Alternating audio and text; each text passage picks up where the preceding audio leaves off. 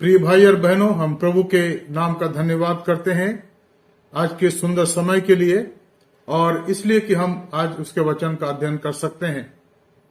हम जानते हैं कि हमारा प्रभु महान है, स्तुति और आराधना के योग्य हैं और हमें अवसर देता है कि हम उसके पास आए, उसके निकटता में आए, उसके वचन को सीख सकें। My dear friends, this evening I am grateful to you to the Lord for giving us this precious time to study His holy word and come closer to Him and worship Him and then to study His word. Yesterday, due to certain reason, I was not able to do the Bible study because I was really busy. So I thought and decided that this evening we'll have this Bible study, and I hope that you understand and appreciate. Let's pray as we start this Bible study. आइए हम प्रार्थना करें आज के अध्ययन को शुरू करने से पहले। धन्यवाद, स्तुति और महिमा के योग्य पिता परमेश्वर, स्वर्ग और पृथ्वी के स्वामी, हम आपकी स्तुति करते हैं, आपकी बड़ाई करते हैं प्रभु आज के सुंदर समय के लिए और आपसे विनती करते हैं प्रभु कि आज का वचन पर आपकी आशीष हो। आपने अभी तक हमें संभाला, आगे भी संभाले और आगे के समय को प्रभु आपके हाथों में सौंपते हैं। हमारे उद्धारकर्ता प्रभु यीशु मसीह के पवित्र नाम से मांगते हैं, आमीन। आज हमारे अध्ययन का विषय है इब्रानियों उसका 10वां अध्याय और उसके 16 और 17 पद को हम देखेंगे। Today will study the book of Hebrews chapter 10, 16 and 17 verse. यहां पर हम इस प्रकार से पढ़ते हैं, read here in this way, Hebrews 10, 16, 17. This is the covenant that I will make with them after those days, says the Lord. I'll put my law into their hearts, and in their minds will I write them. And their sins and iniquities will I remember no more. यह लिखा है प्रभु के वचन में। प्रभु यहोवा यूं कहता है कि जो वाचा मैं उन दिनों के बाद उनसे बांधूंगा वो ये है कि मैं अपने नियमों को उनके हृदय पर लिखूंगा और मैं उनके विवेक में उसको डालूंगा। और आगे लिखा है, फिर वो ये कहता है, मैं उनके पापों को और उसके अधर्म के कामों को फिर कभी स्मरण ना करूंगा। और जब उनकी क्षमा हो गई है तो फिर पाप का बलिदान नहीं रहा। मित्रों, ये जो विशेष 2 पद है हमारे सामने, इनको आज हम थोड़ा समझने की कोशिश करेंगे। हमारा जो मसीह विश्वास है, उस विश्वास के अंदर जो सबसे बड़ी बात है वो यहोवा की वाचा, परमेश्वर की वाचा। और अगर हम वाचा के बारे में सोचें और उस पर समझने, उस पर ध्यान दें ताकि उसको समझें, तो हमें पुराने नियम में जाना पड़ेगा। पुराने नियम में यानी निर्गमन की पुस्तक उसका 20वां अध्याय, और उस अध्याय में हम परमेश्वर के लोगों से परमेश्वर को बात करता हुआ देखते हैं। और परमेश्वर लिखा है सीनै पर्वत पर उतर आया और लोगों से बातचीत करने लगा और उसने उनको 10 आज्ञाएं दी और 10 आज्ञाओं के बारे में हम सब जानते हैं। ये पुरानी वाचा है जो परमेश्वर ने उनको दी और परमेश्वर चाहता था कि वो इस वाचा को माने, इसको जाने। हालांकि इसके बाद भी परमेश्वर ने उनसे बातचीत करी और मूसा के द्वारा उसने बहुत से नियम उनको दिए जो पुरानी वाचा के अंग है। लेकिन जो सबसे महत्वपूर्ण बात है कि वो उसकी आज्ञा माने, परमेश्वर ये चाहता है। और आज भी परमेश्वर चाहता है कि हम उसकी आज्ञा माने, क्योंकि उसकी आज्ञा मानने के द्वारा ही हम उसके संगति में आते हैं, उसकी संगति में रहते हैं और वो काम करते हैं जो परमेश्वर हमारे द्वारा करवाना चाहता है। Dear friends, we read in the book of Exodus chapter 20 about the old covenant or 10 commandments that was given to Israelites through his servant Moses.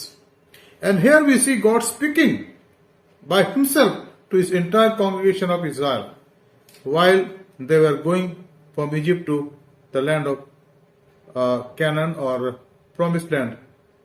God had provided them to enter into that land. But before they enter into that land, God said these things. And these are the part of Old Covenant.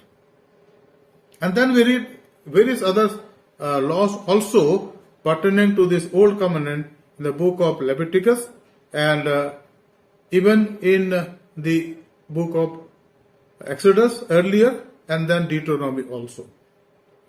हम इन बातों को, प्रभु के इन आज्ञाओं को न केवल निर्गमन में पाते हैं लेकिन लेवीय किताब में पाते हैं, और उसके बाद हम पाते हैं इनका वर्णन व्यवस्था विवरण के अंदर, जो हमारे सामने प्रभु के उन बातों को स्पष्ट करते हैं कि प्रभु हमसे क्या चाहता है। मैं सोचता हूं कि इन बातों को जब हम समझ जाते हैं तो प्रभु की मर्जी अपने जीवन में हम पूरी कर सकते हैं। मैं आपके सामने आज कुछ पदों को पढ़ूंगा जो हमारे सामने पाया जाता है पुराने नियम में, यिर्मयाह की पुस्तक उसका 31 अध्याय और उसके 31 पद से आगे। और यहां परमेश्वर का वचन हमारे सामने इस प्रकार से पाया जाता है जिसको हम पढ़ते हैं, और मैं सोचता हूं और मैं चाहता हूं कि हम इन बातों को गौर से देखें ताकि हम इनके अर्थ को समझ सकें। यहां लिखा है, we read about this old covenant in the book of prophet Jeremiah chapter 31, and these are the verses that we read there in the book of Jeremiah. And I like to read few verses from this book also because this pertains the part of Old Covenant, and this talks about the Old Covenant that is found in Jeremiah chapter 31, and we read about this covenant from 31 verse. ना यहां पर लिखा है, परमेश्वर कहते हैं यहां पर कि फिर यहोवा की यह वाणी है, सुन, ऐसे दिन आने वाले हैं जब मैं इस्राएलियों और यहूदा के घरानों से नई वाचा बांधूंगा। वह उस वाचा के समान न होगी जो मैंने उनके पुरखाओं के से उस समय बांधी थी जब मैं उनका हाथ पकड़कर उन्हें मिस्र देश से निकाल लाया, क्योंकि यद्यपि मैं उनका पति था तो भी उन्होंने मेरी वो वाचा तोड़ डाली। Now here is a message from the Lord. What he says, that I want to talk to my people and I want to give them the covenant. But my people, they had not listened. They had their own plannings, they had their own way of life, and they went astray from me. And if you read the book of prophet Isaiah 53, it says, वहां क्या लिखा है, all have gone astray like sheep, they have left me. और यहां पर यही लिखा है, परमेश्वर अपने भेड़ों के समान वो मुझसे हट गई है। और ऐसा है कि 53 अध्याय में इसका वर्णन किया गया। मित्रों, जब हम इन बातों को अपने जीवन में लाते हैं या लागू करने की कोशिश करते हैं तो हमारे जीवन के अंदर आज भी ठीक यही बात होती है। परमेश्वर हमसे बात करना चाहता है, परमेश्वर अपने वचन के द्वारा हमसे बात करना चाहता है, और वो चाहता है कि हम उन बातों को जाने अपने जीवन में, उनको परखें अपने जीवन में और परमेश्वर की निकटता में रहें। परंतु परमेश्वर हमारे जीवन को, जो हृदय को परखता है, वो देखता है कि हमारे हृदय के अंदर परमेश्वर के लिए जगह बहुत कम है, इसके बनस्पत की जो जगह हमारे जीवन में संसारिक बातों के लिए, और परमेश्वर इससे दुखित होता है। इसका वर्णन यहां पर इसीलिए किया गया, लिखा है, फिर यहोवा की वाणी है, सुन, ऐसे दिन आने वाले हैं जब मैं इस्राएल और यहूदा के घरानों से नई वाचा बांधूंगा। परमेश्वर अब ये कहता है कि मैंने पुरानी वाचा तो बांधी, जो आज से लगभग 3500 या 3000 साल पहले बांधी गई इस्राएलियों के साथ। लेकिन उसके 150 साल बाद परमेश्वर ने स्वयं आकर के और क्रूस पर बलिदान होकर के उसने अपने लोगों के साथ वो वाचा बांधनी चाहिए जो नई वाचा है। और यीशु मसीह ने यही बात तो कही जब वो आखिरी बार पसख खा रहे थे अपने क्रूस पर अपनी जान को देने से पहले, तो उसने अपने शिष्य को क्या कहा, रोटी जब वो तोड़ के देने लगे, इसके बाद रोटी खाने के बाद उसने क्या कहा, ये जो दाखरस है ये नई वाचा में मेरा लहू है जो तुम्हारे और बहुतों के गुनाहों की माफी के लिए बहाया जाता। परमेश्वर आज भी इसी बात को लेकर हमारे सामने रुका हुआ है कि हम उसकी आज्ञा माने और अपने जीवन को परख करके परमेश्वर के योग्य सेवक और सेविका बन सके। तो यहां लिखा है, फिर यहोवा की वाणी है कि मुझ सुन, ऐसे दिन आने वाले जब मैं इस्राएल और यहूदा के घराने से नई वाचा बांधूंगा। वो उस वाचा के समान ना होगी जो मैंने उनके पुरखाओं से उस समय बांधी थी जब मैं उनका हाथ पकड़कर उन्हें मिस्र देश से निकाल लाया, क्योंकि यद्यपि मैं उनका पति था तो भी उन्होंने मेरी वो वाचा तोड़ डाली। अब यहां पर निश्चित रूप से पुराने नियम के उस बात का वर्णन है जहां उसने 10 आज्ञाएं दी. Now definitely here we see that God when he came down in the Mount Sinai and started talking to his people, and this is in reference to the giving of the old covenant, old 10 commandments and following all the other commandments. And here we read in the book of Jeremiah chapter 31 verse 31 onward the same thing. The word of God says, I gave them the old covenant. And we read about this here, 31 verse. Behold, the days come with the Lord that I will make a new covenant with the house of Israel and with the house of Judah, not according to the covenant that I made with them, their fathers, in the days that I took them by the hand to bring them out of the land of Egypt, which my covenant they broke, although I was a husband unto them, saith the Lord. Now here this relationship between God and his people, and he said, I am their husband. What is the meaning of that? Intimacy with his people. God the Spirit, the Holy Spirit, God the Father, the Son, they wanted to talk to their own people. In other sense, trying God, trying to communicate with human being. And now here, specifically, his own people, the children of Abraham, Isaac and Jacob.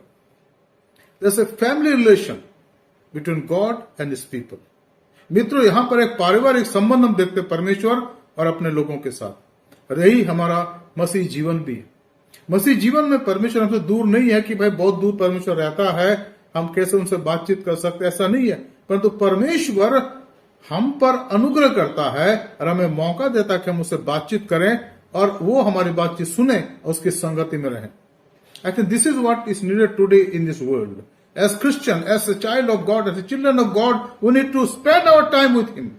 In our quiet time, in our Bible reading, in our meditation, in our singing, in praying for others, making intercession, and then with supplication, and then also spend some time in quietness, in silence, so that He may speak to us. Many times we just, when you come for prayer or for worship, we always talk, thinking that God is listening to us. Yeah, He's listening. God listens to our all prayers and all adoration. He wants those words very carefully. But then He also wants that we should keep quiet, in silence, and wait to listen to His word. और अगर ये है तो जीवन हमारा सफल हो जाएगा. और यहाँ पर इसी बात को परमेश्वर का पुत्र यीशु मसीह हमसे कहता है कि मैं आया हूं कि तुम्हें जीवन दो और बहुत आय से जीवन दो. और वो कहते हैं यूहन्ना के 15 अध्याय में कि मैं सच्ची दाखलता हूं और तुम मेरी डालियां हो. अगर तुम मुझे बने रहो और मेरी बातें तुम्हें बनी रहें तो बहुत सा फल फलोगे, तुम उन्नतशील बनोगे. मित्रों, ये हमारे जीवन की वास्तविकता है अगर हम उसकी संगति में आगे बढ़ना चाहते हैं. और प्रभु इसमें हमारी मदद और सहायता करता है. अब यहाँ पर आगे हम पढ़ते हैं, यहाँ लिखा है, वो उस वाचा के समान ना होगी जो मैंने उनके पुरखाओं से उस समय बांधी थी जब मैं उनका हाथ पकड़कर उन्हें मिस्र देश से निकाल लाया, क्योंकि यद्यपि मैं उनका पति था तो भी उन्होंने मेरी वाचा तोड़ डाली. परंतु जो वाचा मैं उन दिनों के बाद इस्राएल के घराने से बांधूंगा वो ये है, मैं अपनी व्यवस्था उनके मन में समाऊंगा और उसे उनके हृदय पर लिखूंगा और मैं उनका परमेश्वर ठहरूंगा और वे मेरी प्रजा ठहरेगी. और यहोवा की ये वाणी है. Now here God says very clearly that though I have given them the covenant, the old covenant, He made the covenant in the Garden of Eden with Adam and Eve. And then He also spoke to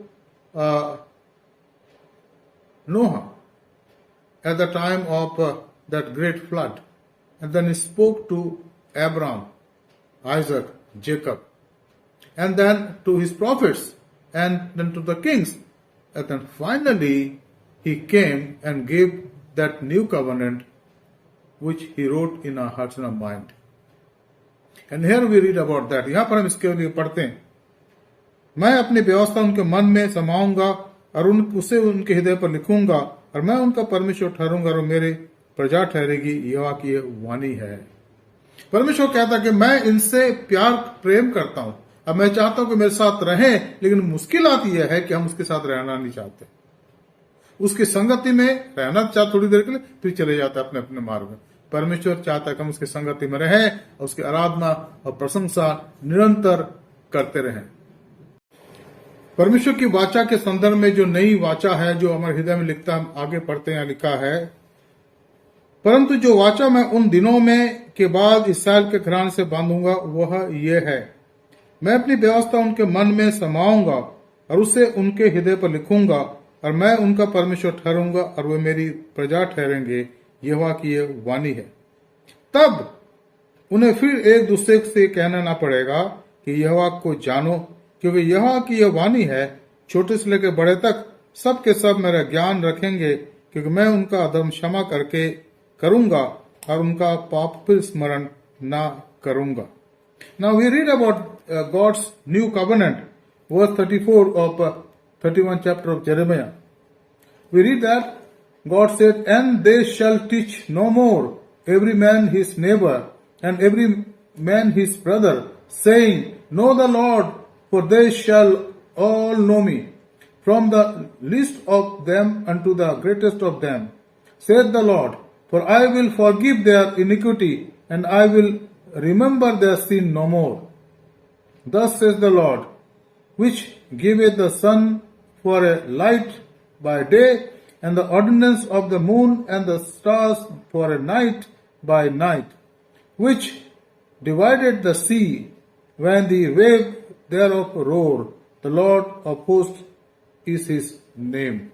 Now, if you read all these verses, you will understand that he controls the whole universe. Before him, everything is open, and he controls. He also controls our heart also. That is why with all confidence and with authority he says, "I will give my new covenant to you and to your people, to my people, and I write that my new covenant in your hearts." मैं उनके हृदय में उस नए वाचा को लिखूंगा। क्यों? ताकि उसको हम याद रखें। यहाँ पर साफ साफ वो कहता है, तब फिर एक दूसरे से वो ना कहेंगे कि यहोवा को जानो, क्योंकि यहोवा की वाणी है कि छोटे से लेकर बड़े तक सबके सब मेरा ज्ञान रखेंगे, क्योंकि मैं उनका धर्म क्षमा करूंगा और उनका पाप स्मरण ना करूंगा। मैं सोचता हूं कि ये एक ऐसी बात है मित्रों, जिसको हमें अच्छे से जानने समझने की आवश्यकता। परमेश्वर जब हमें क्षमा करता है तो उस बात को भूल जाता है। यह लिखा है कि मैं उनके पापों को फिर से स्मरण ना करूंगा। क्या मतलब इसका? मतलब इसका यह है मित्रों, जब हम यीशु मसीह के पास आते हैं और उसके साथ चलते हैं निरंतर, वो हमारे पापों को हमारे पीठ पीछे कर देता है और उसको स्मरण नहीं करता। लेकिन अगर हम बैकस्लाइड हो जाएं, उससे दूर हो जाएं, परमेश्वर की आज्ञा मानने से इनकार करें, तो परमेश्वर हमारे जीवन के अंदर कुछ बातों को लाता है ताकि हम उन बातों को सीखें, जाने, पहचाने और उसके सामने लौट आए, उसके पास लौट आए। हम बाइबल के अंदर उड़ाव पुत्र की कहानी पढ़ते हैं, जो एक बहुत ही अच्छी कहानी लूका के अंदर लिखा है। और वह लिखा कि जो उड़ाव पुत्र 17 पद अगर पढ़े 15-17 में लिखा है कि वो उड़ाव पुत्र, उसका नाम नहीं दिया गया है, जब वो अपने आपे में आया। कब आया? पिता घर से जाने के बाद, जब उसने सब कुछ उड़ा दिया।